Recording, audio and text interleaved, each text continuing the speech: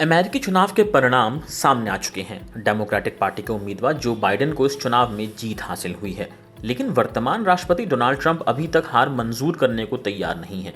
इसी बीच अमेरिकी रक्षा विभाग पेंटागन में उन्होंने जो बदलाव किए हैं, उससे कयास लगाए जा रहे हैं कि दुनिया के सबसे पुराने लोकतांत्रिक देश में राष्ट्रपति डोनाल्ड ट्रंप तख्ता पलट की कोशिश कर सकते हैं।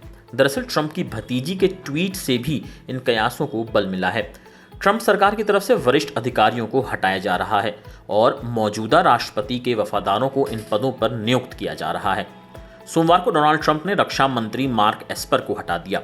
एस्पर की जगह राष्ट्रीय आतंकवाद निरोधक केंद्र के निदेशक क्रिस्टोफर मिलर को नियुक्त किया गया है। ट्रंप लगातार इस बात को दोहरा रहे हैं कि राष्ट्रपति चुनावों में धांधली की गई है। उनकी तरफ से लगातार ट्वीट कर जो बाइडेन की जीत पर सवाल उठाया जा रहा है। दूसरी तरफ ट्रंप से सहमति जताते हुए विदेश मंत्री माइक पोम्पियो ने कहा कि सत्ता का हस्तांतरण शांतिपूर्ण तरीके से किया जाएगा और ट्रंप प्रशासन अपना दूसरा कार्यकाल शुरू करेगा। डोनाल्ड ट्रंप की भतीजी मैरी एल ट्रंप ने ट्वीट कर अमेरिका में तख्ता पलट की तरफ इशारा किया है। मैरी ने ट्वीट किया, राष्ट्रपति चुनाव जो बाइडेन वैध और निर्णायक रूप से जीते। डोनाल्ड और उनके लोग कितना भी झूठ बोलें और बातों को घुमाएं, कुछ भी नहीं बदलेगा। सतर्क रहें, ये एक तख्ता पलट का प्रयास है।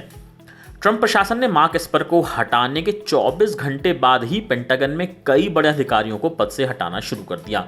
इस निर्णय के बाद से सैन्य नेतृत्व और असैन्य अधिकारियों के बीच चिंता का माहौल बना हुआ है।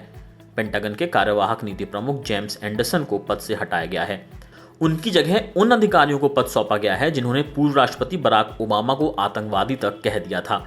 पेंटागन के कार्यवाहक नीति प्रमुख का जिम्मा एंथनी टाटा को सौंपा गया है, जिन्होंने बराक ओबामा को आतंकवादी कहा था। टाटा हमेशा अपने विवादास्पद ट्वीट के जरिए सुर्खियों में बने रहते हैं।